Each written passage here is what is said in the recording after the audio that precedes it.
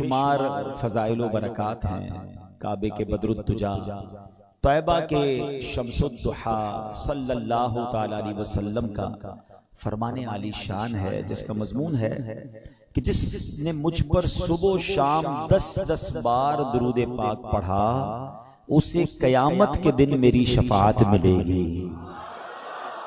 صبح 10 بار اور شام 10 بار، واٹ اے ایزی ہے نا وظیفہ، کتنا آسان کہ صبح 10 بار اور شام 10 بار، سیکنڈوں میں درود پاک 10 بار تو کمپلیٹ ہو سکتے ہیں۔ صلی اللہ تعالی علی محمد صلی اللہ علیہ وسلم، یہ بڑا مختصر درود پاک ہے۔ الصلاۃ والسلام علیک یا رسول اللہ، کتنا مختصر ہے۔ اللہ اکبر، ہم کتنا وقت سوشل میڈیا پر ہے، 1 منٹ کی، 1.5 منٹ کی، 2 منٹ کی ریلز دیکھتے رہتے ہیں لوگ، کبھی کبھی تو اس میں گناہ ملتا ہے، کبھی وقت ضائع ہوتا ہے۔ مگر آپ جانتے ہیں کہ اگر مختصر درود پاک 2 منٹ مسلسل پڑھا جائے نا تو کم و بیش 100 بار درود پاک ہو جاتا ہے، اور 100 بار درود پاک کی اسپیشل فضیلت بیان ہوئی۔ میرے آقا فرماتے ہیں جس نے مجھ پر 1 بار درود پاک پڑھا، حدیث کا خلاصہ ہے، اس پر 10 رحمتیں نازل ہوتی ہیں۔ جو 10 بار درود پاک پڑھے اس پر 100 رحمتیں نازل ہوتی ہیں، اور جو 100 بار درود پاک پڑھے اس کی دونوں آنکھوں کے درمیان یہ لکھ دیا جاتا ہے کہ یہ بندہ نفاق سے اور جہنم کی آگ سے بری ہے۔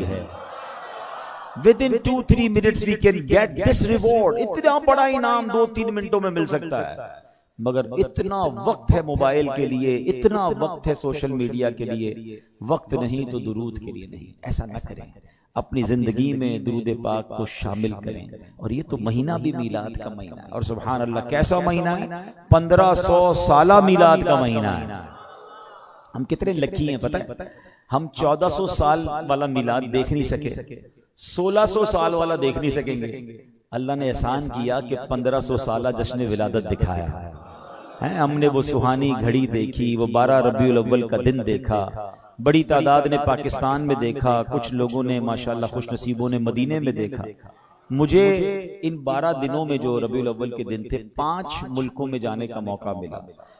2 بر اعظم کا میں نے سفر کیا، یورپ گیا، یورپ کے کئی ملکوں میں، پھر اس کے بعد افریقہ۔ یقین کریں جو فالو کرتے سوشل میڈیا پر انہوں نے دیکھا ہوگا کہ کیا انداز ہے پوری دنیا میں میرے آقا کے جشن میلاد منانے کا، ہر طرف ایک دھوم پڑی ہوئی ہے۔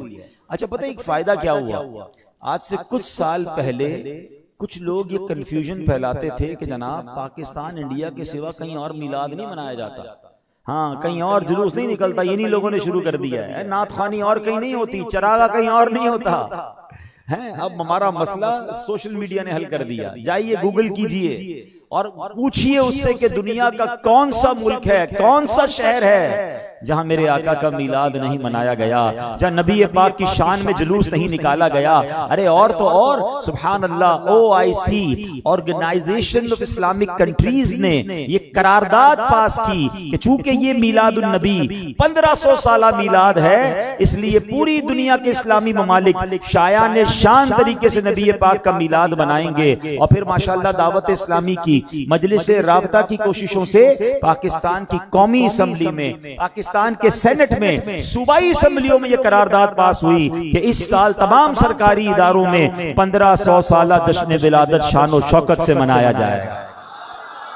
اب کیا کہو گے جناب، دنیا میں کہاں میلاد نہیں منایا جاتا؟ ہم نے برسوں پہلے وہ شعر سنا تھا مفتی اعظم ہند کا، اور آج بڑا زبردست مفتی احمد یار خان نئی بھی نے شعر لکھا، اور آج بڑے آسان طریقے سے سمجھ آ رہا ہے۔ کیا لکھا انہوں نے؟ نثار تیری چہل پہل پر ہزار عیدیں ربیع الاول سوائے ابلیس کے جہاں میں سبھی تو خوشیاں منا رہے ہیں، سوائے ابلیس کے جہاں میں سبھی تو خوشیاں۔ سارے عالم میں دھوم مچی ہوئی ہے، ہاں ہر طرف میرے آقا کے چرچے بلند ہیں، اور وہ ہوتے رہیں گے۔ آج آپ جو مجھ سے پہلے نعت خواہ نعت پڑھ کے گئے نا، آج میں نے بھی آپ کو نعت سنانی ہے، مگر آج میں نے آپ کو نعت قرآن کی زبانی سنانی ہے۔ قرآن کس کا کلام ہے بتاؤ نا؟ یعنی اللہ اپنے کلام میں اپنے حبیب کی شان کیسے بیان کرتا ہے. آپ کو پتا ہے قرآن میں کتنی جگہ پر نعت ہے, کتنے مواقع پر اللہ نے اپنے حبیب کو کس طرح بیان کیا ہے.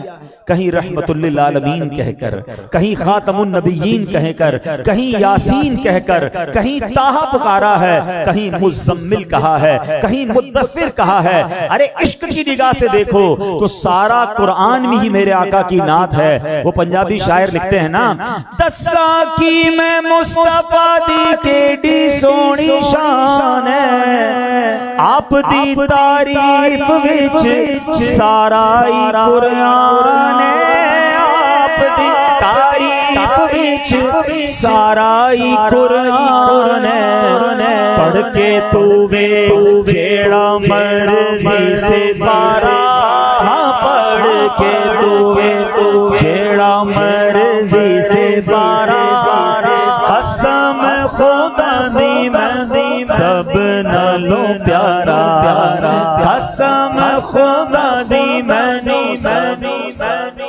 ایسا ہی ہے. آج میں صرف ایک قرآن کی سورت آپ کو سنانے جا رہا ہوں. آئے ہائے, پوری سورت ہی نبی پاک کی نعت ہے. اللہ نے اپنے حبیب کے چہرے کی قسم اٹھائی ہے, رب نے اپنے حبیب کی زلفوں کی قسم اٹھائی ہے, اللہ نے کیسے شان مصطفیٰ بیان فرمائی ہے.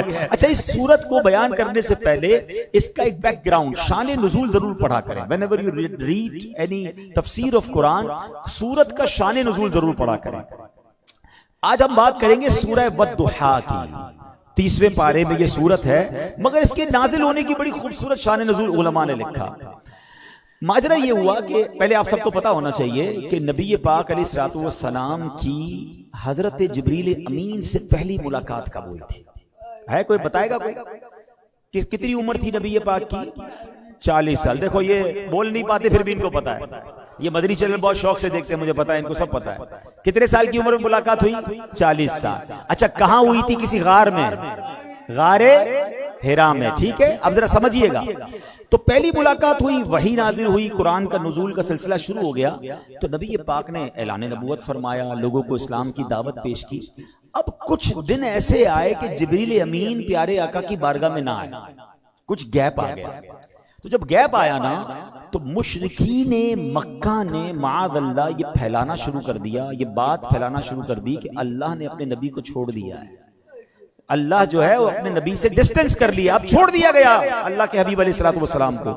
اب یہ بات پیارے آقا تک بھی پہنچ گئی کہ مشرکین مکہ تو آپ کے بارے میں ایسی باتیں کر رہے ہیں.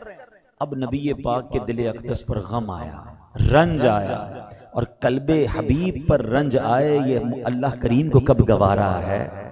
اچھا, اب دنیا میں کیا ہوتا ہے, آپ کو پتا چلے کہ آپ کا کوئی پیارا غمگین ہو گیا ہے, تکلیف میں ہے. اب آپ کیا کرتے ہیں, اس کے پاس جا کر اس کو اس کی خوشی کا کوئی سامان کرتے ہیں, اس کو ہیپی کرتے ہیں, اس کو اچھی باتیں کرتے ہیں کہ دل میں اس کی خوشی داخل ہو. اللہ اکبر. کون سی سورت نازل کی گئی؟ سورہ والضحیٰ. اب اس سورت کا سٹارٹ دیکھیے گا, حبیب سے رب کا پیار دیکھیں. رب عز و جل ارشاد فرماتا ہے, بسم اللہ الرحمن الرحیم, والضحیٰ واللیل اذا سجا. Look at the start of this surah. What a beautiful way. اب تفسیر اس کا ترجمہ کیا ہے؟ چڑھتے دن کے وقت کی قسم اور رات کی جب وہ ڈھانپ لے. مفسرین فرماتے ہیں یہ چڑھتے دن, چڑھتے سورج, اجالے کی جو قسم کھائی گئی ہے نا, یہ نبی پاک کے چہرے کا ذکر ہو رہا ہے. یہ رات کی جو قسم کھائی گئی ہے, یہ نبی پاک کی زلفوں کی قسم کھائی گئی ہے. اللہ اکبر. میرے حبیب کو راضی کیسے کیا جا رہا ہے؟ اے محبوب تیرے چہرے کی قسم, والضحیٰ والے چہرے کی قسم, واللیل اذا سجا, اے محبوب تیری کالی زلفوں کی قسم. یہی بات تو بریلی کے تاجدار لکھتے ہیں نا کہ وہ خدا نے ہے مرتبہ تجھ کو دیا, نہ کسی کو ملے نہ کسی کو ملا, کہ کلام مجید نے کھائی شہا. تیرے شہر و کلام و بقا کی قسم, تیرا مسند ناز عرش بری, تیرا محرم راز روح امی, تو ہی سرور ہر دو جہاں ہے شہا, تیرا مثل نہیں ہے خدا کی قسم. اب یہ 2 آیتیں ہو گئی. اب تیسری آیت میں کن کو جواب دیا جا رہا ہے؟ اب بڑی کمال کی بات ہے. نبی پاک کا مقام دیکھیں اللہ کی بات. میرے خلاف کوئی بات کرے, جواب کو اس کو دینا ہوگا, مجھے دینا ہوگا. آپ کے خلاف کوئی بات کرے, ریپلائی آپ دیتے ہیں. یہاں مشرکین مکہ نے بات کی ہے رسول اللہ علیہ الصلوۃ والسلام کے خلاف کہ رب نے انہیں چھوڑ دیا. سنو رب نے جواب دیا ہے ما ودعک ربک وما قلا، تمہارے رب نے نہ تمہیں چھوڑا اور نہ ناپسند کیا۔ اے حبیب تمہارے رب نے تمہیں نہیں چھوڑا، تمہارے رب نے کبھی چھوڑنا بھی نہیں ہے، تم تو رب کے حبیب ہو۔ اللہ اکبر۔ آپ غور کریں، دنیا میں جس کی مخالفت ہو وہ جواب دیتا ہے، حبیب پاک کا مرتبہ یہ ہے کفار مخالفت کریں رب قرآن میں جواب ارشاد فرماتا ہے۔ اب ذرا اور آگے سنیں، دل اقدس کو راضی کرنا ہے نا، نبی پاک کو خوش کرنا ہے، دل غمگین ہے، حبیب کا دل غم زدہ ہے۔ اللہ اکبر۔ اب اگلی جو دو آیتیں ہیں نا، اللہ اکبر، اس سے بڑی نعت کیا ہو سکتی ہے؟ ارے لوگ کہتے ہیں نعت کیوں پڑھتے ہو؟ میں کہتا ہوں قرآن پڑھو پتہ چلے گا نعت ہوتی کیا ہے۔ اللہ فرماتا ہے وَلَلْآخِرَةُ خَيْرٌ لَكَ مِنَ الْأُولَىٰ۔ یقین کریں اگر اس آیت کو سمجھ گئے نا، نبی پاک سے محبت میں اضافہ ہو جائے گا اور سمجھ آ جائے گی کہ اللہ نے اپنے حبیب کی شان کو بلند کیسا کیا۔ What is the meaning of this ayat؟ وَلَلْآخِرَةُ خَيْرٌ لَكَ مِنَ الْأُولَىٰ۔ اس کا معنی یہ ہے کہ اے محبوب بے شک تمہاری ہر آنے والی گھڑی پچھلی گھڑی سے بہتر ہے۔ It means each and every moment of your life is better than the past۔ ہر گزرنے والا لمحہ اے محبوب تمہارے درجے بلند ہو رہے ہیں، اے محبوب تمہارا مقام بلند ہو رہا ہے۔ اب ذرا غور کرتے ہیں، 1500 سال پہلے چلتے ہیں، اب 1500 سال ہو گئے نا ولادت مصطفیٰ کو۔ Let's talk about the birth of رسول پاک علیہ الصلوۃ والسلام۔ اس وقت عالم کیا تھا، اس وقت مرتبہ کیا تھا 1500 سال پہلے؟ سبحان اللہ۔ میرے آقا کی جب ولادت ہوئی، نارملی بچے پیدا ہوتے ہیں روتے ہوئے پیدا ہوتے ہیں، گندگی کے اندر ہوتے ہیں، انہیں صاف کرنا پڑتا ہے۔ بچہ اگر لڑکا ہو ختنہ کرنی پڑتی ہے۔ اللہ اکبر۔ میرے آقا ان تمام معاملات سے پاک ہیں، نبی پاک دھلے دھلائے پاکیزہ، اور سبحان اللہ رو نہیں رہے بلکہ اللہ کی بارگاہ میں سجدہ کر رہے ہیں۔ اور زبان پر کیا جاری ہے آپ سب کو پتا ہے، زبان پر معلوم ہے کیا جاری ہے۔ آپ صلاۃ و سلام میں پڑھتے ہو رب حبلی امتی کہتے ہوئے پیدا ہوئے، حق نے فرمایا کہ بخشا سلام۔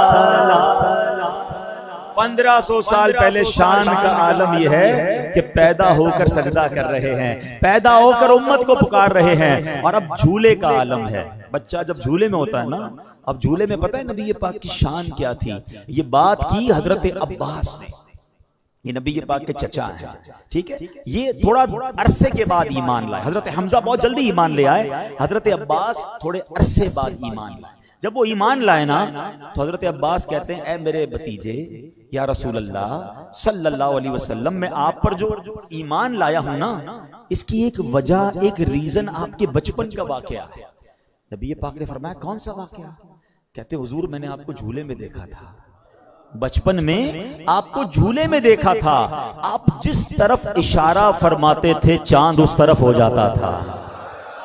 اچھا بڑی لاجیکلی بات، ہم میں سے بہت سارے ایسے لوگ ہوں گے جن کے تایا دادا جان یا بڑے بزرگ کبھی گھر آتے ہیں نا تو کبھی کبھی بتاتے ہیں بیٹا بچپن میں تم یہ کرتے تھے، ہماری شرارتیں بتاتے ہیں، ہماری غلطیاں بتاتے ہیں، بعض اوقات ہم شرمندہ بھی ہو جاتے ہیں، یار اچھا ایسا تھا میں بچپن میں، اچھا پتہ تو نہیں، آپ کہہ رہے ہیں تو کرتا ہوں گا، مجھے کیا پتا بچپن میں کیا کرتا تھا۔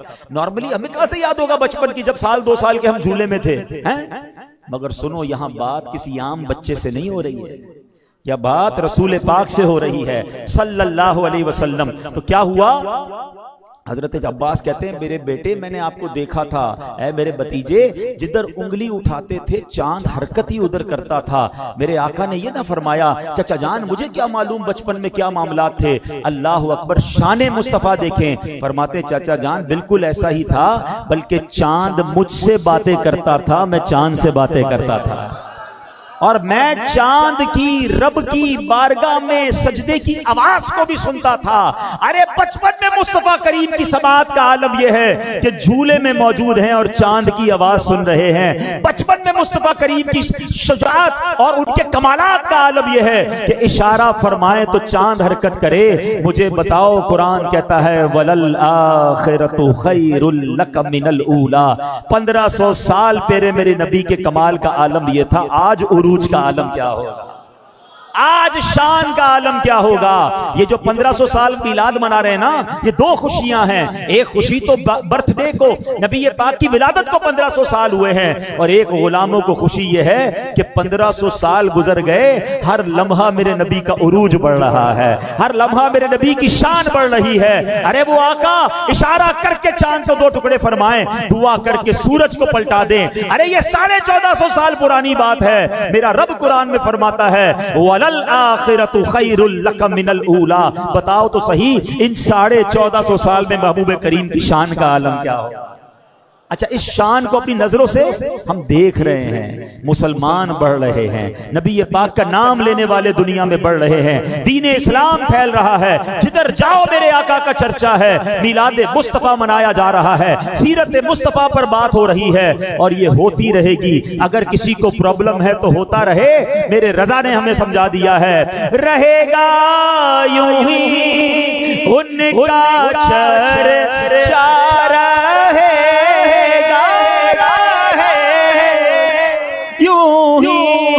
ان کا چرچا رہے گا. پڑے خاک ہو جائیں چل جانے والے, پڑے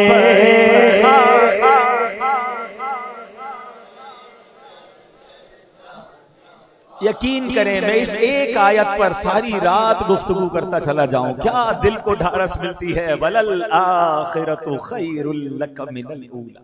کتنی خوشی ہوتی ہے. اچھا دنیا میں پتہ کیا ہوتا ہے, دنیا کے معاملات, کسی کو ترقی ملے نا, لوگوں کو تکلیف ہوتی ہے. اچھا ایک اور گاڑی لے لی, ایک اور سٹور کھول لیا, اچھا فلاں ملک کا ویزا بھی لگ گیا, یہ مشہور بھی ہو گیا, ارے واہ بھائی پاپولر ہو گیا. تکلیف ہوتی ہے لوگوں کو کسی کی ترقی میں. مگر جس سے محبت ہونا, جس سے پیار ہو, جس کا عشق دل میں ہو, جس نبی پر جان قربان ہو, اگر ان کو عروج مل رہا ہے تو غلام کو خوشی ہوگی کہ میرے آقا کو عروج بڑھ رہا ہے, میرے آقا کی شان بڑھ رہی ہے. اور سنو, انہی آقا نے قیامت کے دن کام آنا ہے. جب نبی پاک کا عروج ایسا ہوگا تو انشاءاللہ رب کی بارگاہ سے ہمیں بخشوا بھی لیں گے. اگلی آیت آ رہی ہے, ہاں اگلی آیت اور کمال کی نعت ہے. اللہ فرماتا ہے وَلَسَوْفَ يُعْتِيكَ رَبُّكَ فَتَرْضَىٰ. ہائے ہائے ہائے, اللہ کا پیار دیکھیں اپنے حبیب سے. فرمایا ہم قریب تمہیں اتنا عطا کریں گے میرے حبیب کہ تم راضی ہو جاؤ گے. کفار نے دل دکھایا تھا نا, کفار نے افواہ اڑائی تھی نا کہ اللہ نے چھوڑ دیا ہے. سنو رب کا جواب دیکھو, اس سورت کا اسلوب دیکھیں, اسٹائل دیکھیں. پہلے تو حبیب کے چہرے کی قسم ہے, وَالضُّحَىٰ وَاللَّيْلِ إِذَا سَجَىٰ. اے میرے حبیب تیرے چہرے کی قسم, تیری زلفوں کی قسم, مَا وَدَّعَكَ رَبُّكَ وَمَا قَلَىٰ. اے محبوب تیرے رب نے تجھے چھوڑا نہیں, ناپسند نہیں کیا. اور سن لے وَلَلْآخِرَةُ خَيْرٌ لَكَ مِنَ الْأُولَىٰ. تیری ہر گھڑی پچھلی گھڑی سے بہتر ہے. اور اب آگے کیا فرمایا, وَلَسَوْفَ يُعْتِيكَ رَبُّكَ فَتَرْضَىٰ. اے حبیب تمہارا رب تمہیں اتنا عنقریب عطا فرمائے گا کہ تم راضی ہو جاؤ گے. بہت زبردست ایک بحث ہوئی تھی اہل بیت اطہار اور اہل عراق میں. امام محمد یہ اہل بیت کی بڑی عظیم ہستی ہیں.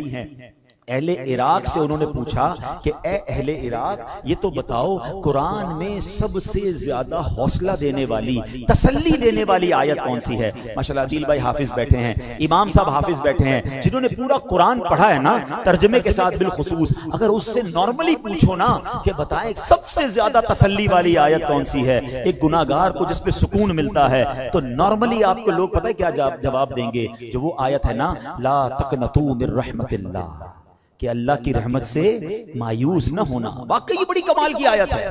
تو اہل عراق نے کہا حضور ہم سب یہ سمجھتے ہیں کہ یہ والی آیت جو ہے نا یہ سب سے زیادہ تسلی والی ہے. سنو امام محمد نے کیا فرمایا, نہیں, ہم اہل بیت کا یہ متفقہ فیصلہ ہے کہ سب سے بڑھ کر اگر کوئی تسلی والی آیت ہے تو وہ یہ آیت ہے, وَلَسَوْفَ يُعْتِيكَ رَبُّكَ فَتَرْضَىٰ. اے محبوب عن قریب تمہیں تمہارا رب اتنا عطا کرے گا کہ تم راضی ہو جاؤ گے. اب میں آپ سے سوال کرتا ہوں, کوئی بہت بڑا مالدار, کوئی بادشاہ, کوئی دنیا کا سربراہ آپ سے ملے اور کہے تمہیں اتنا دوں گا کہ تم راضی ہو جاؤ گے, بتاؤ کیا چاہیے؟ ذرا سوچو میں اور آپ کیا مانگیں گے. ہم کہیں گے گھر دلا دیں, گاڑی دلا دیں, بچوں کی خیر ہو جائے, دنیا آسان ہو جائے, اتنا دے دیں. سنو رب کریم فرما رہا ہے، مالک کو خالق فرما رہا ہے، اے حبیب اتنا دیں گے کہ تم راضی ہو جاؤ گے۔ جبریل امین یہ آیت لے کر آئے نا، پتہ ہے نبی پاک نے کیا فرمایا؟ آقا فرماتے میں اس وقت تک راضی نہ ہوں گا جب تک اپنے ایک ایک امتی کو جنت میں نہ داخل کروا لے۔ کیسے آقا ملے ہیں، ان کا میلاد میں نہ مناؤں، ان کا ذکر میں نہ کروں، ان سے پیار نہ کروں، میں تو پیدا بھی نہیں ہوا تھا۔ 1450 سال پہلے جنہوں نے مجھے یاد رکھا، جنہوں نے آپ کو یاد رکھا، جنہوں نے کیا کہا؟ اے رب میں راضی نہ ہوں گا جب تک ایک ایک امتی جنت میں نہ جائے۔ آپ کو پتہ ہے نبی پاک کی شان کیسی ہے؟ اللہ نے حبیب پاک کو یہ آپشن دیا، خود نبی پاک فرماتے حدیث کا خلاصہ ہے، مجھے 2 آپشن دیے گئے، اے محبوب یا تو تمہاری آدھی امت جنت میں داخل کر دی جائے یا تم شفاعت لے لو۔ سمجھ رہے؟ 50% آف امت جنت میں چلی جائے۔ نبی پاک فرماتے ہیں میں نے شفاعت کو اختیار کر لیا کیونکہ شفاعت میں اس سے زیادہ وسعت ہے، یعنی آقا فرما رہے ہیں شفاعت اس لیے لی ہے کہ شفاعت کر کے ساری امتی جنت میں لے جاؤں گا۔ ایسے حبیب سے میں پیار نہ کروں؟ اللہ یا خدا کی قسم، اگر کسی سے محبت کرنی ہے، کسی سے پیار کرنا ہے، کسی پر اپنا سب کچھ قربان کرنا ہے، صرف اور صرف وہ میرے آقا ہے۔ فدا کا امی و ابی یا رسول اللہ، ہمارے ماں باپ ان پر قربان۔ آج لوگ بچے ملتے ہیں، نوجوان ملتے ہیں، کوئی کہتا ہے میں فلاں فٹ بالر کا فین، کوئی کہتا ہے فلاں کرکٹر کا فین، کوئی کہتا ہے فلاں گلوکار کا فین، اس جیسے بال رکھے، اس جیسے کپڑے پہنے، اس کی جناب موبائل میں تصویریں، اس کی گھر میں تصویریں۔ میں ان تمام بچوں سے، نوجوان لڑکے لڑکیوں سے پوچھتا ہوں جس کے تم فین ہو وہ کیا تمہیں جانتا ہے؟ کہتے وہ ہمیں کہاں سے جانے گا، بڑا آدمی ہے، کبھی اس نے تمہارا خیال رکھا؟ تو وہ کہیں گے جب جانتا ہی نہیں تو خیال کیسے رکھے گا؟ ارے میں تو اس سے محبت کی بات کر رہا ہوں کہ میں پیدا نہیں ہوا تھا مگر میرے لیے روتا تھا، رات رات بھر جاگ کر آقا آنسو بہاتے، کس لیے؟ اے اللہ میری امت کو بخش دے۔ سنو اعلیٰ حضرت کیا کہتے ہیں، اللہ کیا جہنم اب بھی نہ سرد ہوگا، اللہ کیا جہنم اب بھی نہ سرد ہوگا، رو رو کے مصطفیٰ نے دریا بہا دیے ہیں۔ ارے ہمیں تو نبی پاک سے محبت کرنی ہے، حق تو یہ ہے، اعلیٰ حضرت نے صحیح سمجھایا کہ جو نہ بھولا ہم غریبوں کو رضا، یاد اس کی اپنی عادت کیجئے۔ ہمارے آقا ہمیں نہیں بھولے مگر آج غلام بھول گئے، آج امتی بھول گئے، آج سنتیں بھول گئے، آج ان کا عمل بھول گئے۔ نہیں میرے پیارے اسلامی بھائیوں، رشتہ ختم نہیں ہوا، ابھی تو قبر میں دیدار کرنا ہے، ابھی تو قیامت کے دن ملاقات کرنی ہے، ابھی تو ہمارا رشتہ انشاءاللہ میرے آقا سے جنتوں تک کا رشتہ ہے، نبی پاک کے ساتھ جنت میں جانا ہے،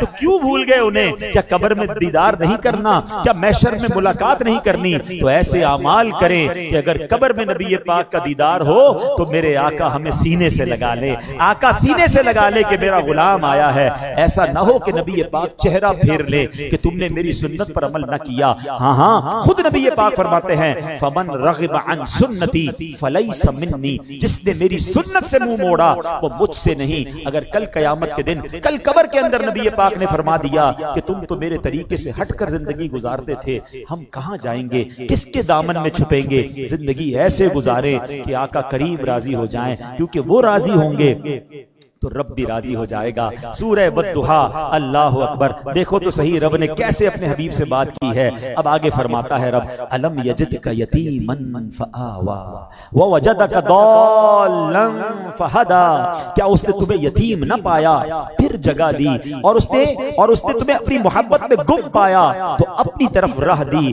ووجدک عائلا فاغنا، اور اس نے تمہیں حاجت مند پایا تو غنی کر دیا۔ اب آخری دو آیتیں بڑی امپورٹنٹ ہیں جس میں اللہ کریم نے اپنے حبیب کو کچھ انسٹرکشنز دی ہیں، کچھ بڑے کمال کے یوں سمجھیے کہ ارشادات فرمائے۔ فَأَمَّا الْيَتِيمَ فَلَا تَقْهَرْ، اے محبوب کسی بھی صورت یتیم پر سختی نہ کرو، یتیم کے ساتھ اچھا سلوک کرنے کا حکم رب نے دیا۔ اور اللہ اکبر، میرے آقا سبحان اللہ کس طرح یتیموں سے پیار کرتے، کس طرح یتیموں کا خیال رکھتے۔ ایک یتیم بچہ تھا، ابو جہل نے اب لوگ کرتے کیا تھے اس زمانے میں، بدقسمتی سے اب بھی ایسا ہو رہا ہے، مگر اس زمانے میں کیا تھا کہ یتیم کا مال ہڑپ کر لیتے تھے، یتیم کے مال پر قبضہ کر لیتے اور پھر یتیم بڑا ہو کر دھکے کھاتا رہتا۔ ابو جہل جو ہماری اس امت کا فرعون ہے، اس بدبخت نے کیا کیا، ایک یتیم باپ کا انتقال ہوا، بچے کو کہا میں اپنی کفالت میں لیتا ہوں، بڑا مال تھا وہ بھی رکھ لیا۔ کچھ عرصے کے بعد بچے نے ابو جہل سے کہا میرا مال تو دے دو جو میرے والد چھوڑ کر گئے۔ ابو جہل نے اسے دھکے دے کے نکال دیا۔ گھومتا پھرتا وہ یتیم، یتیموں کے والی، غریبوں کے آقا صلی اللہ تعالیٰ علیہ وسلم کی بارگاہ میں آیا اور حضور میرا مال ابو جہل نے ہڑپ کر لیا ہے، حضور آپ مدد کیجئے۔ نبی پاک ابو جہل کے پاس جاتے ہیں۔ یہ وہ دور ہے جب ابو جہل اور اس کے ساتھی مسلمانوں کو مارا کرتے تھے۔ Every time they are ready to fight, وہ لڑنے کے لیے تیار تھے۔ جب نبی پاک ابو جہل کی طرف جا رہے تھے، لوگوں نے کہا آج تو ابو جہل نے بڑی بدتمیزی کرنی ہے، آج تو اس نے بڑا بدلہ لینا ہے۔ مگر جیسے ہی نبی پاک اس کے پاس پہنچتے ہیں، ابو جہل ادب سے کھڑا ہوتا ہے، فوراً سارا مال نکال کر یتیم کو دے دیتا ہے۔ جب چلے گئے تو ابو جہل کے ساتھی کہتے یہ تم نے کیا کیا، مسلمانوں کے نبی کو اتنی رسپیکٹ دی، فوراً مال دے دیا۔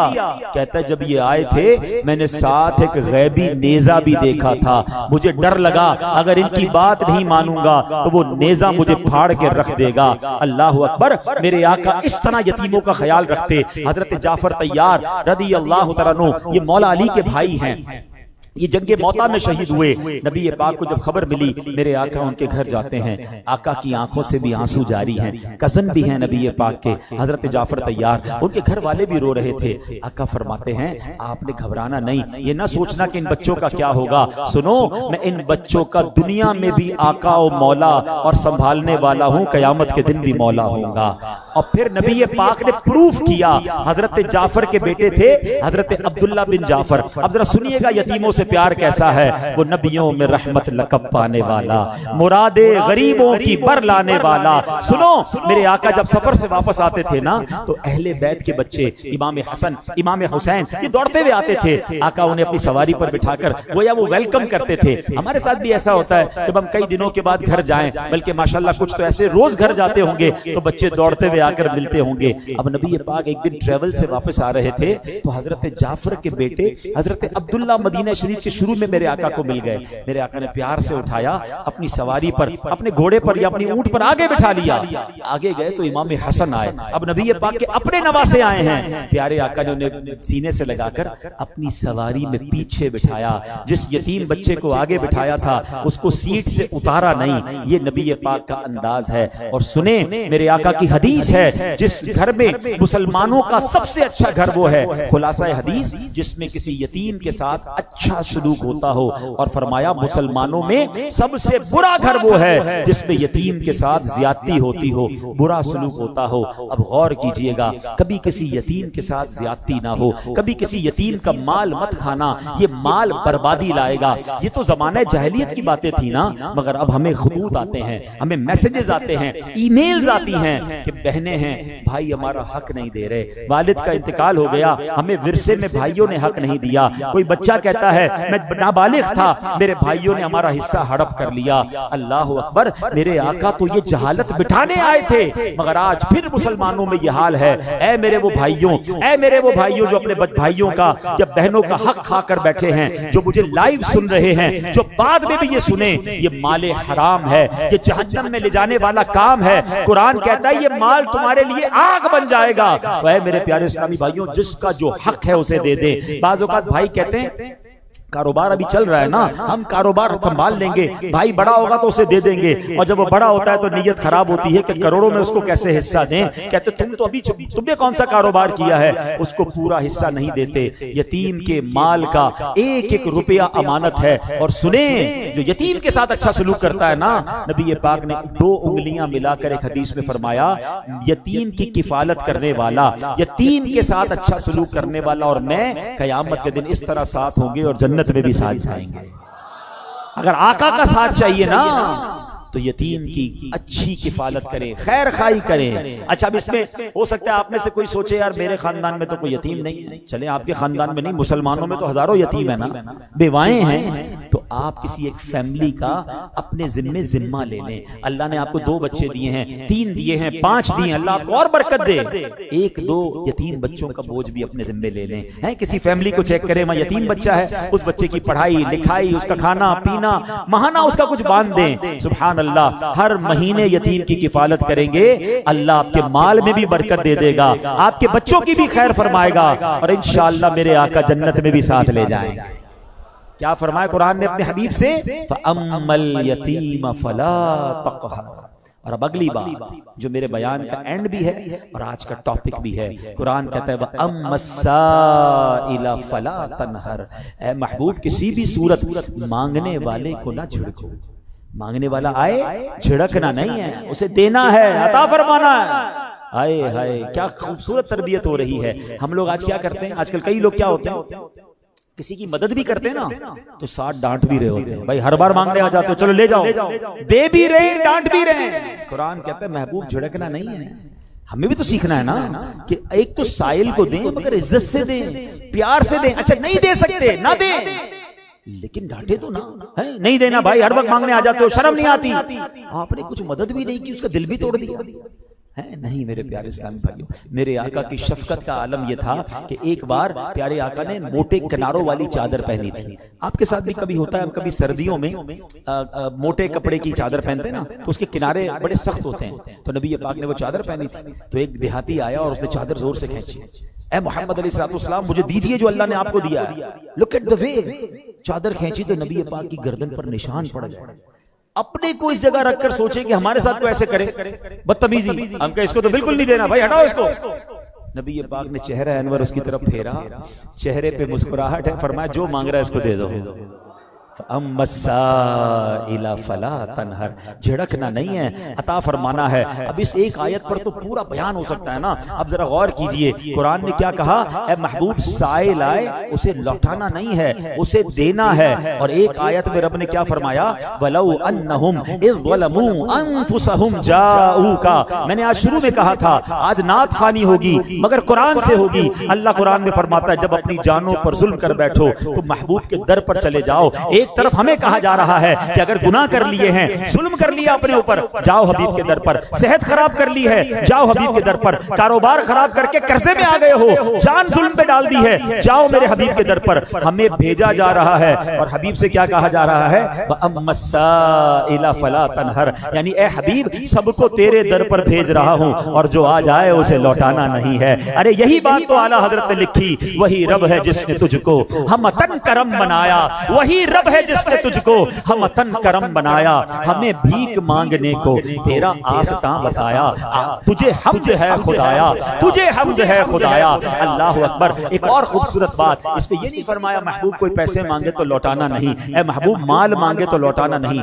اے محبوب سائل جو بھی آئے جو بھی مانگے اسے لوٹانا نہیں۔ اس کا مطلب کیا ہوا کہ میرے آقا کے در سے سب ملتا ہے، اور یہ صحابہ نے پروف کیا، حدیثوں کا انبار لگا ہوا ہے۔ مختصراً عرض کر دیتا ہوں، یقیناً مال لینے بھی لوگ آتے تھے، پیسے مانگنے بھی لوگ آتے تھے، کھانا بھی مانگتے تھے۔ حضرت بلال کو آرڈر تھا، اے بلال جو سائل آئے دے دینا، اگر پیسے ختم ہو جائیں تو قرض لے کر بھی دے دینا، ہم بعد میں اتار دیں گے، کسی نے خالی نہیں جانا ہے۔ کیوں؟ واہ کیا جود و کرم ہے، شہ بتہا تیرا نہیں سنتا ہی نہیں مانگنے والا تیرا۔ ایک بار مولا علی نے عجیب سوال کیا، مولا علی کہتے ہیں یا رسول اللہ مجھے سردی لگ رہی ہے۔ ارے سردی لگ رہی ہے تو نارملی تو جیکٹ پہن لیں، شال پہن لیں، کوئی گرم کپڑے پہن لیں۔ نہیں، صحابہ کرام کا عقیدہ، مسلمانوں کے چوتھے خلیفہ کا عقیدہ دیکھو کہ آقا سے کہہ رہے ہیں یا رسول اللہ سردی لگ رہی ہے۔ نبی پاک نے کمال کیا کیا، اچھا انہوں نے تو اس دن کی سردی سے نجات مانگی نا، نبی پاک نے اللہ کی بارگاہ میں دعا کی کہ یا اللہ حضرت مولا علی کو سردی اور گرمی سے بچا لے۔ دعا کیا کی ذرا سنیے گا، الفاظ دعا کے، اللہم اکفہ الحر والبرد، اے اللہ پاک علی کو سردی گرمی سے محفوظ فرما۔ مولا علی کہتے ہیں اس دن کے بعد سے نہ سردی اثر کرتی ہے نہ گرمی اثر کرتی ہے۔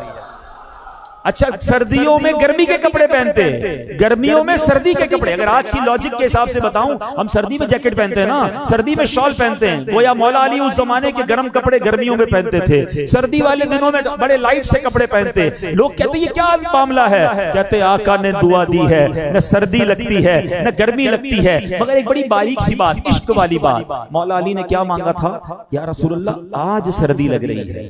ایک دن کے لیے کہا تھا نا حضور، سردی لگ، موسم تو اس وقت سردی کا تھا. مگر بات پتہ ہے کیا ہے؟ میرے کریم سے گر قطرہ کسی نے مانگا. مولا علی نے اس دن کی سردی سے معاملہ مانگا تھا، آقا نے کیا کیا؟ ساری زندگی کی سردی اور گرمی سے بچا لیا. جبھی تو اعلیٰ حضرت لکھتے ہیں میرے کریم سے گر قطرہ کسی نے مانگا، دریا بہا دیے ہیں، در بے بہا دیے ہیں. آپ سنتے جائیے. حضرت قتادہ جنگ احد میں آپ کی آنکھ باہر آ گئی، نبی پاک کے پاس آتے ہیں. یہ الگ ڈیبیٹ ہے، جناب کسی طبیب کے پاس کیوں نہیں گئے، نبی پاک کے پاس کیوں آئے؟ صحابہ جانتے تھے نہیں سنتا ہی نہیں مانگنے والا تیرا. حضور آنکھ باہر آ گئی ہے. نبی پاک نے اپنا لعاب دہن لگانے سے پہلے حضرت قتادہ کو آپشن دیا. اب پیار دیکھیں، آقا کہتے ہیں قتادہ کہو تو آنکھ واپس لگا دوں، لیکن صبر کرو تو جنت ملے گی.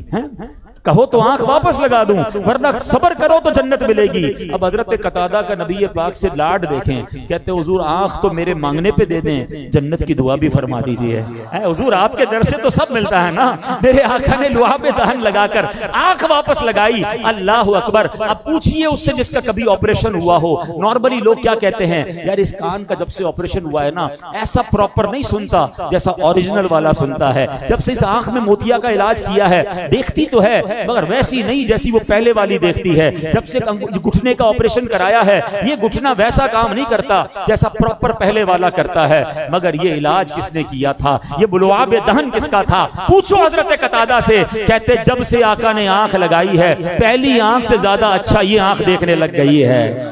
وَأَمَّا السَّائِلَ فَلَا تَنْهَرْ. آنکھ مانگی آنکھ دے دی، سردی سے نجات مانگی سردی دے دی. حضرت عکاشہ آ کے کہتے حضور جنگ کر رہا ہوں، لکڑی تلوار ٹوٹ گئی ہے. میرے آقا نے ٹہنی اٹھا کر عکاشہ کو پکڑائی. حضرت عکاشہ نے یہ نہ کہا حضور لکڑی کیوں دے رہے ہیں، عقیدہ دیکھو. وہ جانتے ہیں اگر انہوں نے ڈنڈی دی ہے، انہوں نے لکڑی دی ہے، اسی لکڑی نے کام کرنا ہے. کہتے جنگ میں واپس جاتا ہوں وہی لکڑی تلوار بن جاتی ہے. وَأَمَّا السَّائِلَ فَلَا تَنْهَرْ. محبوب جو مانگنے آئے جو مانگے تم نے دینا ہے. حضرت ابو ہریرہ رضی اللہ تعالیٰ عنہ سب سے زیادہ حدیثیں انہیں یاد ہیں. خود کہتے یا رسول اللہ، ایک بار آ کر عرض کرتے ہیں حضور جو آپ سے سنتا ہوں روز آپ کے پاس آتا ہوں حضور یاد نہیں رہتا ہے. اللہ اکبر. ارے حافظہ کوئی تھوڑی دے سکتا ہے، کوئی ٹوٹکا کر لیں، بادام کھا لیں، کوئی علاج کروا لیں. مگر صحابہ کا عقیدہ دیکھو. کہتے حضور جو بھی سنتا ہوں بھول جاتا ہوں. نبی پاک نے کیا کیا؟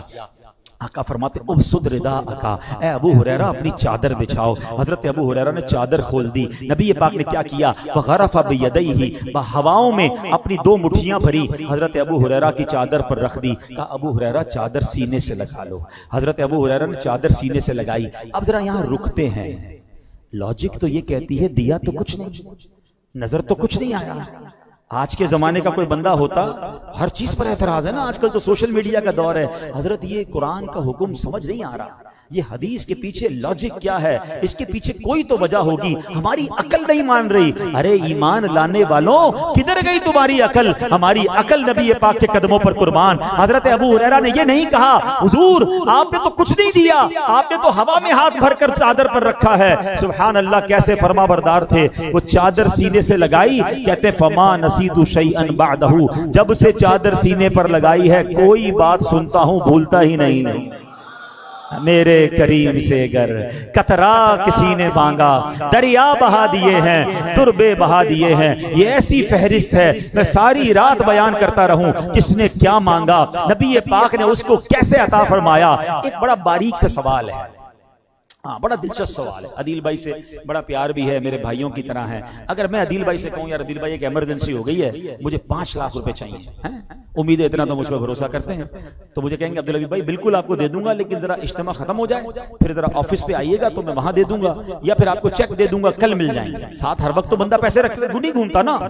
ہاں ویسے میں بیان کے پیسے لیتا نہیں، میں مثال کے لیے سمجھا رہا ہوں، اور مثال بتاؤں گا کس لیے سمجھا رہا ہوں، ٹھیک ہے نا، اسی کا کوئی شارٹ کلپ نہ لگا دے. تو بہرحال تو میں آپ کے سمجھا رہا تھا کہ کسی سے بھی بندہ کبھی مدد مانگتا ہے اور اگر اس نے مدد کرنی بھی ہو تو وہ کیا کہتا ہے؟ کل آ جانا، پرسوں آ جانا، آفس پر آ جانا، ٹھیک ہے؟ اب مجھے بتاؤ، نبی پاک سے حضرت ابو ہریرہ نے جب حافظہ مانگا، آقا نے نہیں فرمایا کہ ابو ہریرہ کل مسجد نبوی میں آ جانا، فلاں جگہ پر آنا، اے قتادہ فلاں جگہ پر آنا، تمہاری آنکھ لگا دوں گا، اے صحابی فلاں جگہ پر آنا، تمہیں عطا کروں گا۔ اللہ اکبر! اس کا مطلب یہ ہے میرے آقا جہاں ہوتے تھے رب کے خزانے بھی وہیں ہوتے تھے، رب کی قدرت کی عطائیں بھی وہیں ہوتی تھی، اور یہی بات سیدی اعلیٰ حضرت نے لکھی کہ نعمتیں بانٹتا جس سمت وہ ذی شان گیا، نعمتیں بانٹتا جس سمت وہ ذی شان گیا، ساتھ ہی منشی رحمت کا قلم دان گیا۔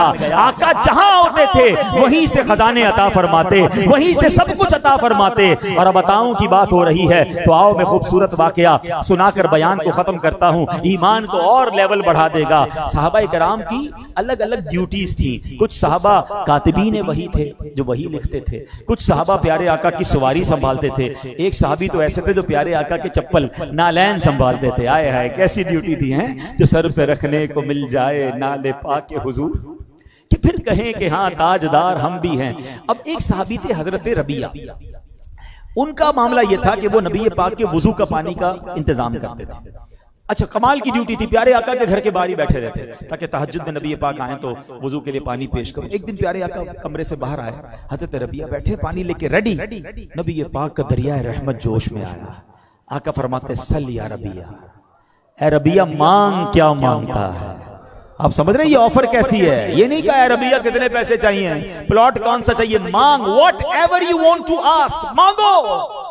اور صحابی کا عقیدہ دیکھو، صحابی رسول نے پیسے نہیں مانگے، سواری نہیں مانگی، اللہ اکبر۔ حضرت ربیعہ کیا مانگتے ہیں؟ کہتے ہیں اسألوک مرافقتک فی الجنہ، یا رسول اللہ جنت میں آپ کا پڑوس چاہیے۔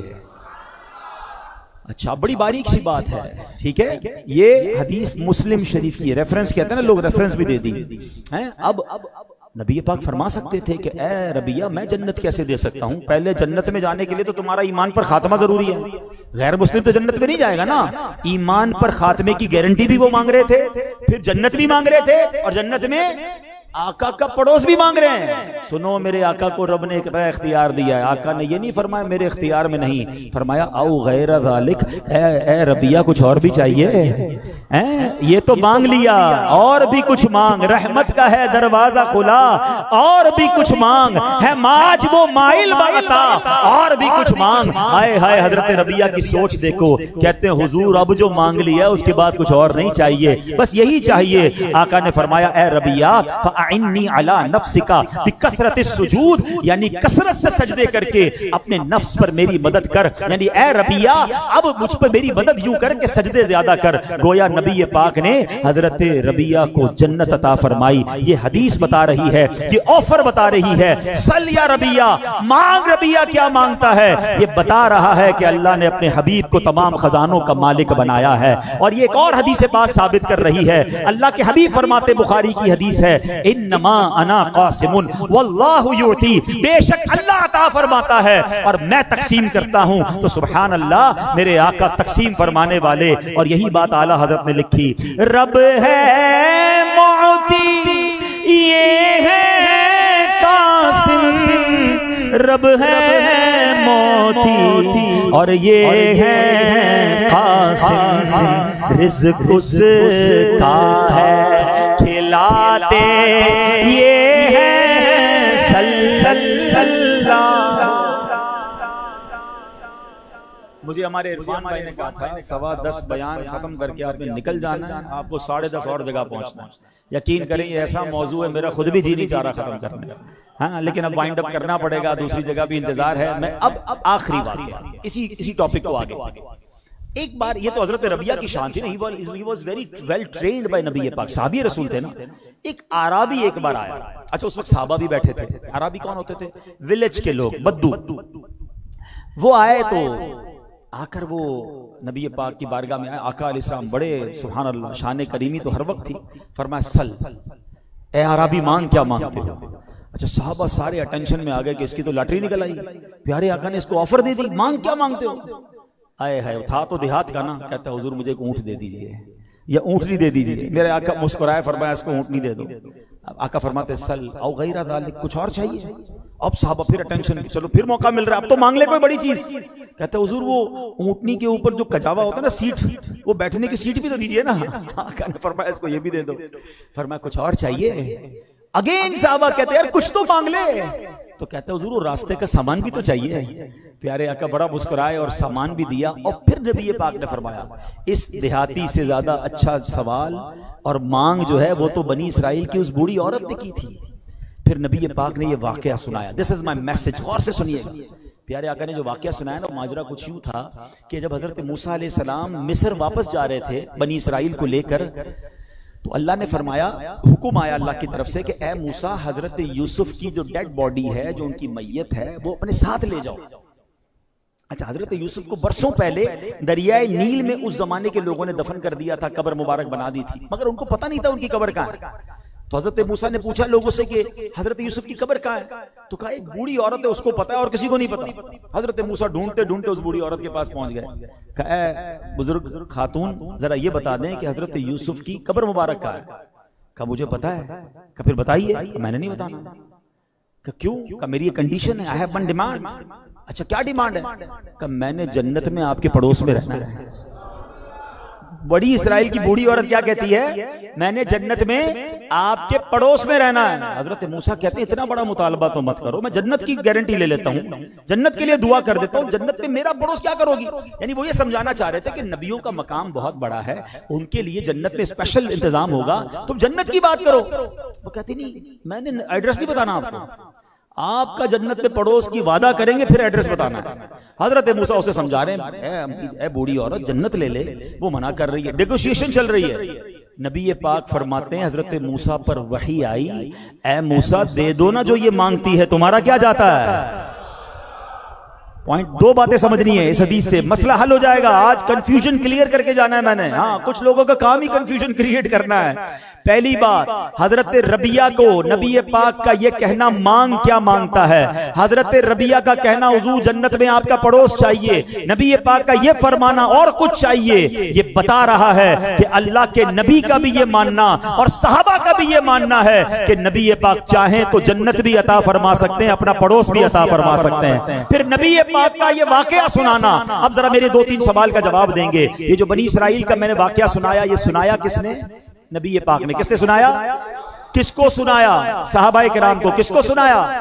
ٹھیک ہے، اب صحابہ کا بھی یہ عقیدہ ہے، نبی پاک کا بھی یہی ماننا ہے، اور بنی اسرائیل کے لوگوں کا بھی یہ ماننا ہے. نبی پاک بتا رہے ہیں کہ وہ بڑھیا کہہ رہی ہے کہ حضور اس بات جب ایڈریس بتاؤں گی جب آپ کا جنت میں پڑوس ملے گا. اور ایک اور مزے کی بات، اللہ نے وہی کیا بھیجی، یہ نہ فرمایا اے موسیٰ میں اس بڑھیا کو جنت میں تمہارا پڑوس دے دوں گا، میں دے دوں گا. فرمایا موسیٰ دے دو نا جو مانگتی ہے، تمہارا کیا جاتا ہے. اللہ اکبر. یہ بھی بتا رہا ہے کہ اللہ نے اپنے نبیوں کو، اپنے پیاروں کو یہ اختیار دیا ہے. اب مفتی اختر رضا خان صاحب کا تاج الشریعہ کا وہ شعر سمجھ آئے گا جو نعت میں لکھتے ہیں کہ جہاں بالی عطا کر دیں بھری جنت ہبا کر دیں، جہاں بالی عطا کر دیں بھری جنت ہبا کر دیں. نبی مختار کل ہیں جس کو جو چاہیں عطا کر دیں. اللہ اکبر. یہ حدیث پاک سے ثابت ہے. اب جناب کنفیوژن کہاں آتی ہے؟ چلے وہ کنفیوژن ختم کر دوں. نوجوان ہے، زیادہ علم نہیں ہوتا تو پریشان ہو جاتے ہیں کہ یار جنت دینے والا تو رب ہے، بخشنے والا تو اللہ ہے، ایمان پر سلامتی اور ایمان پر خاتمے کی گارنٹی تو اللہ دے سکتا ہے. ہم سب کا یہی ماننا ہے جنت دینے والا رب ہے، بخشش کرنے والا رب ہے، دنیا کی ہر نعمت دینے والا رب ہے. ہر نبی، ہر صحابی، ہر ولی یہ اللہ کے محتاج ہیں، اللہ کسی کا محتاج نہیں ہے. پہلے یہ کانسیپٹ کلیئر کر لو. اب اللہ اپنے کچھ پیاروں کو اختیار دیتا ہے. اب دنیا میں بھی تو ہوتا ہے نا، بڑے بڑے لوگ، بڑے بڑے مالدار. یہ صرف ایگزامپل کے لیے بلا تمثیل سمجھا رہا ہوں. کوئی بڑا پیسے والا ہوتا ہے، اپنے کسی مینیجر کو اختیار دیتا ہے کہ یار میری طرف سے یہ تقسیم کر دینا، میری طرف سے پراپرٹی پہ سائن کر دینا، پاور آف اٹارنی دیتے ہیں نا، میری طرف سے فلاں ڈیل کر لینا. تو کوئی نہیں کہتا یہ مالک ہے، وہ کہتے ہیں اس کے پاس اٹارنی ہے. مالک تو کوئی اور ہے، اس کے پاس اختیار ہے، یہ اس کے اختیار پر کام کر رہا ہے. بیوٹیفل آنسر ہے. ارے اللہ مالک ہے، مگر اللہ نے خود اپنے پیاروں کو اختیار دیا ہے. اور جب اختیار دیا ہے تو وہ تقسیم کرتے ہیں. تو پھر شرک کیسا، پھر ٹینشن کیسی. شرک کب ہوتا؟ جب کوئی کہتا کہ معاذ اللہ نبی اللہ اپنی طرف سے دیتے ہیں، اللہ کے بغیر دیے سے دیتے ہیں، صحابی اپنی طرف سے دیتے ہیں۔ ہم میں سے کوئی ایسا نہیں کہتا، جو آتا ہے وہ رب کی طرف سے ہے۔ اللہ اپنے پیاروں کو کچھ اختیار عطا فرماتا ہے، اور وہی بخاری کی حدیث انما انا قاسم واللہ یعطی، بے شک اللہ عطا فرمانے والا ہے، میں تقسیم کرتا ہوں، اور یہی ہمارا عشق والا پیارا سا عقیدہ ہے۔ تو اے میرے پیارے اسلامی بھائیوں، آج ایک قرآن کی سورت بیان کی ہے، اور یقین کریں بہت مختصر بیان کی ہے۔ یہ ایسی سورت ہے اس کی ہر آیت پر کئی بیان ہو سکتے ہیں۔ تو بتاؤ نا، جب ایک سورت میں اتنا کچھ ہے تو پورے قرآن میں کتنا ہوگا؟ تو اب نیت کریں کہ قرآن کی تلاوت کریں گے، قرآن کو انڈرسٹینڈ کریں گے، اور اس میں جو 2 باتیں میسج ملی ہے کہ یتیموں کے ساتھ اچھا سلوک کرنا ہے، اور سائلوں کو جس کو مدد کریں دل نہ توڑیں، احسان نہ جتائیں، تکلیف نہ دیں، مدد بھی نہیں کر سکتے پھر بھی دل نہ توڑیں، اور مدد کریں بھی تو بعد میں احسان نہ جتائیں۔ اللہ ہمیں سورہ والضحیٰ کا میسج لے کر عمل کرنے کی توفیق عطا فرمائے۔ آخر میں ایک بار پھر مسجد کی انتظامیہ، امام و خطیب صاحب کو مبارکباد پیش کروں گا۔ ہر بار ہی بڑا پیارا پروگرام کرتے ہیں، اللہ اس اجتماع کو بھی اپنی بارگاہ میں قبول فرمائے۔ ایسی پیاری عشق رسول والی باتیں دعوت اسلامی کے ماحول میں سکھائی جاتی ہیں۔ دعوت اسلامی کے اجتماعات میں آیا کریں، قافلوں میں سفر کیا کریں۔ اگر ایسے بیانات مزید سننے ہیں تو مدری چینل دیکھتے رہیں، تو انشاءاللہ اس کی برکتیں ملیں گی۔ انشاءاللہ بعد میں کریں گے۔ اللہ پاک عمل کرنے کی توفیق عطا فرمائے۔ صلو علی الحبیب۔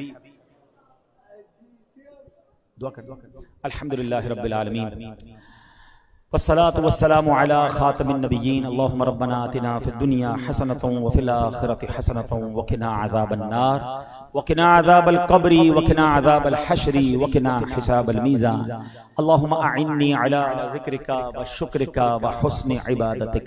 اے رب کریم، ہم سب کا جمع ہونا اپنی بارگاہ میں قبول فرما، ہم سب کے تمام صغیرہ کبیرہ گناہوں کو معاف فرما، ہماری ہمارے ماں باپ کی، نبی پاک علیہ الصلوۃ والسلام کی ساری امت کی بخشش فرما۔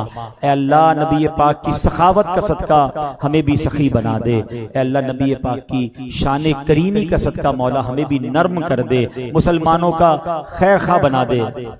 ماشاءاللہ 2,73,00,000 درود شریف بھی پڑھے گئے ہیں۔ اللہ اس کو بھی اپنے دربار میں قبول فرما، اور یہ درود پاک کا ورد ہم سب کے مدینہ طیبہ جانے کا وسیلہ بنا دے۔ ہم سب کو بار بار حرمین طیبین کی حاضری نصیب فرما۔